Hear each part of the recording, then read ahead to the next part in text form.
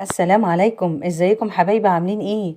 النهارده بقى عملت طبقين احلى من بعض، طبقين جمال ما شاء الله. ينفع بقى فطار، ينفع عشاء، ينفع غدا، حاجه كده لذيذه وطعمها جميل. الطبقين يا جماعه الاتنين اطعم من بعض، والله هتجربوه واكتبوا لي بقى في الكومنتات ايه رايكم. ممكن كمان في سحور رمضان داخل علينا بقى كده، كل سنه وانتم طيبين.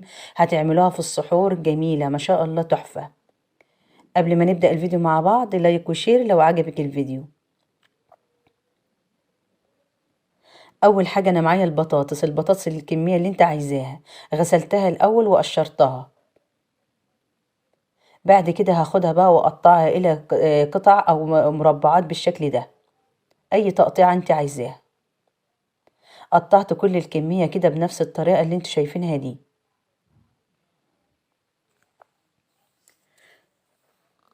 بعد كده بقى جبت الحلة بتاعتي وهعبي البطاطس بتاعتي دي في الحلة.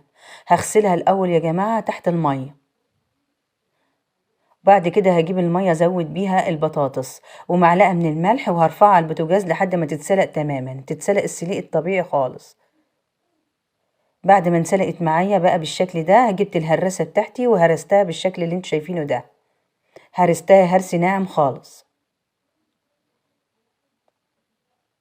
ركنتها بقى على جنب، وبعد كده جبت طاسة على البوتاجاز، جبت معلقة من السمنة او معلقة من الزبدة، ونزلت ببيضتين اتنين.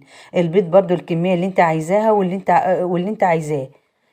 ممكن تزودي اكتر من كده براحتك انت. حطيت بقى معلقه من الكمون، معلقه صغيره، معلقه من الكزبره برضو صغيره، ومعلقه صغيره من الملح، وقلبت البيض لحد ما استوى تماما. نزلت بالكميه بتاعت البطاطس اللي عليها كده، وقلبتها كده في البيض تماما لحد ما يعني ايه اتلفوا كده مع بعض. بعد كده نزلت بالجبنه الموزاريلا بتاعتي. اي نوع جبنه بقى عندك حطيها براحتك انت. قلبتها في البيض كده لما ساحت خالص.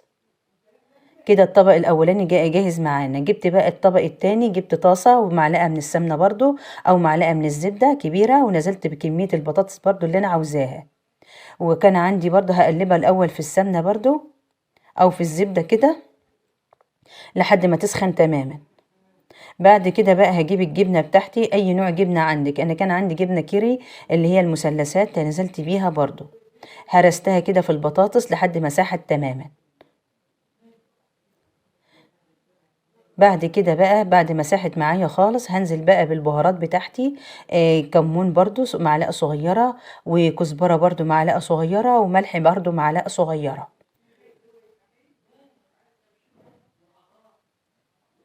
هنزل بقى بالبهارات بتاعتي. بهارات بسيطة خالص، ما نكترش برضو. ونخلي بالنا يا جماعة ان البطاطس واحنا بنسلقها حاطين فيها ملح، فما نكترش الملح برضو في البطاطس واحنا بنعملها، واحنا بنحط على دلوقتي. حطيت البهارات وهقلب بقى كل ده مع بعضه كده لحد ما تندمج كده مع البهارات وتسخن تماما. بعد كده بقى هجيب معايا صينية او سيرفيس، اي حاجة عندك. حطي فيها دي ضد النار يا جماعة. حراري يعني.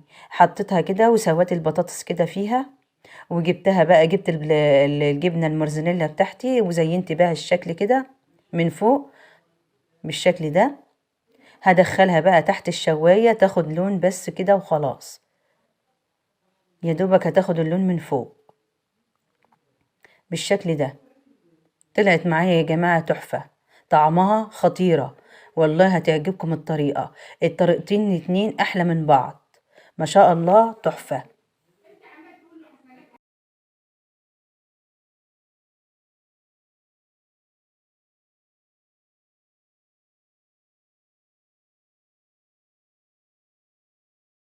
طعمها خيال ما شاء الله، هتعجبكم الطريقة. تحفة يا جماعة والله. هتعتمدوها على طول من جمالها ومن حلاوتها، ومش هتحتاروا كمان بعد كده في العشاء ولا الفطار. لايك وشير لو عجبك الفيديو.